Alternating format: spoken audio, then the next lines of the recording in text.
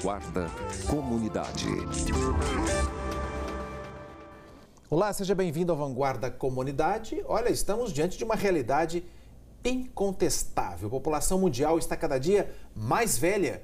Isso mexe com todo o planejamento de vida, seja ele pessoal, comunitário e social, para daqui a 20, 30 anos.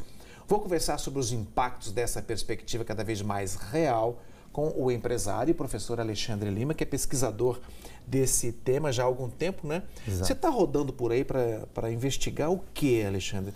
Como que os países estão fazendo para oferecer uma estrutura de qualidade de vida melhor para essa população? Sim. Que já nós estamos lá, hein? Estamos a caminho, já estou um pouco prateado. Um dia um prazer estar aqui. Obrigado pela presença, viu? Bom dia a todos. Bom, eu tenho viajado o Brasil e às vezes alguns países do mundo para estudar esse fenômeno da economia da longevidade, né? Na minha atividade profissional, eu já costumo fazer pesquisas e uma coisa que sempre me intrigou é que esse segmento da população vem crescendo, crescendo, crescendo. Isso é uma tendência inexorável. Ela já vinha se desenhando faz algum tempo, mas agora ela não é mais futurismo, agora é real. Super real. Isso já está acontecendo. A pirâmide invertida no Brasil já é uma realidade, mas em outros países ela está consolidada faz muito tempo, né? Exato. Eu brinco que no Brasil a pirâmide vai virar sorvete, né? Pirâmide é um termo que demografia usa para explicar como as idades se distribuem, né? Pirâmide é assim.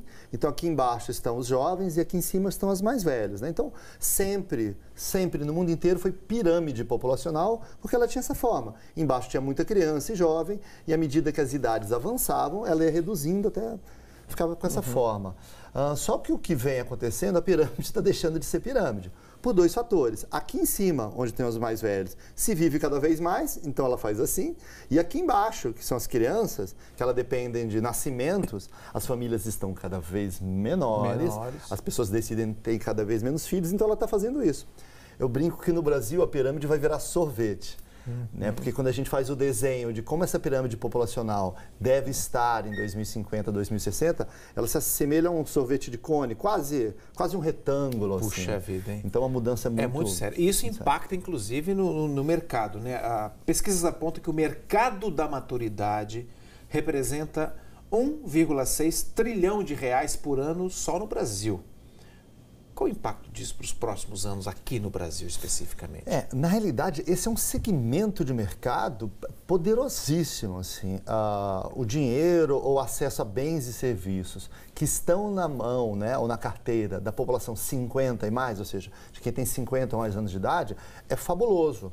Isso tem algumas razões até lógicas, né? Normalmente você atinge seu ápice laboral, seu ápice profissional, o auge da sua carreira e capacidade produtiva ou salarial por volta ali dos 50. Então, e nessa idade também você já amealhou, quando possível, quando tudo foi bem na sua trajetória profissional, alguma forma de patrimônio, imóvel, porque você já teve tempo de conquistar esses bens. Então, é hora de usufruir. É hora de usufruir. Então, esse é um segmento muito interessante para as empresas, embora a maioria delas ou não esteja preparada ou seja um pouco míope ainda para esse segmento.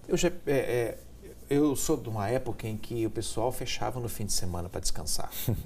Os supermercados fechavam, o posto de gasolina fechava. Sim, é verdade. Hoje, ninguém fecha mais para lugar nenhum. Em São Paulo foi feito um trabalho para investigar o mercado circulante das madrugadas.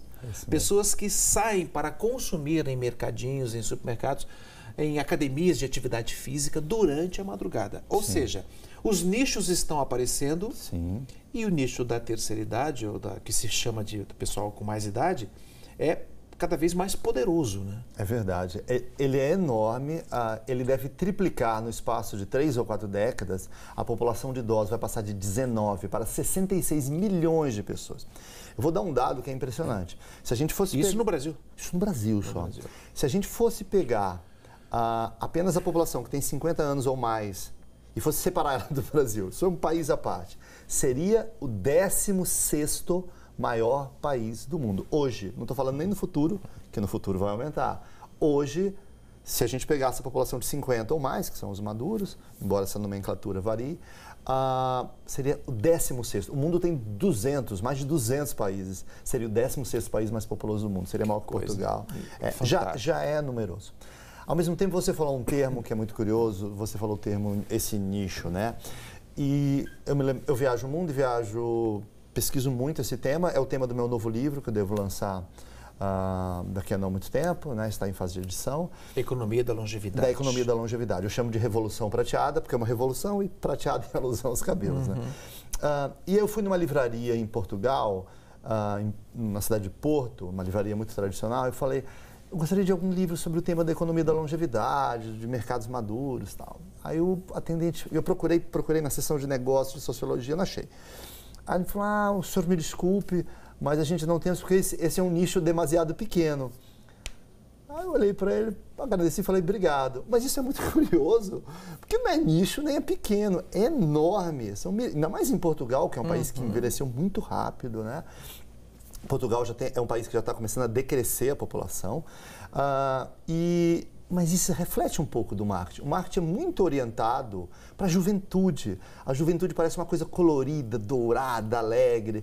E a gente tem um certo estereótipo, um certo preconceito, que a maturidade parece uma coisa não muito alegre, cinzenta, apagada. De que maneira você sente que esse preconceito, esse certo preconceito influencia na definição de políticas públicas voltadas para essa faixa etária? Como é que está isso no mundo aí, ou no Brasil? Governos municipais, por exemplo, pensando para daqui a 20, 30 anos a cobertura nas ruas, nos edifícios, enfim, para a população que vai envelhecer. O Brasil é um ótimo exemplo e mau exemplo em quase tudo que se refere a pensar o futuro. A gente tem em termos de políticas governamentais, eu não estou falando nem aqui especificamente de mercado de maturidade, o Brasil é péssimo, a gente só reage quando a coisa já ficou grande demais. Eu digo que a gente só tira o lixo debaixo do tapete quando o tapete já ficou maior que a sala. Né? Isso se reflete também nesse caso de políticas públicas. O que eu digo que é o ideal é que haja uma cultura de universalidade.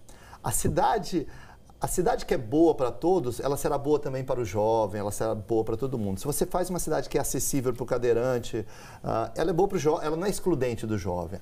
A ideia é ter uma coisa universal. A cidade precisa ser para todos e não apenas para jovens ou para quem tem carro. Precisa ser uma cidade mais inclusiva. Até para o engenheiro, para o arquiteto, para o designer, que quando vai planejar um prédio novo, já pensa na rampa, já pensa em algo que facilite o acesso, uma escada rolante, tudo para facilitar a vida da pessoa que está chegando numa idade interessante. Olha, daqui a pouquinho no próximo bloco vamos continuar abordando sobre vários pontos de vista, em várias áreas, o impacto do envelhecimento da população, mas também da dinamização dos serviços públicos prestados a essa faixa etária. Daqui a pouquinho, até já.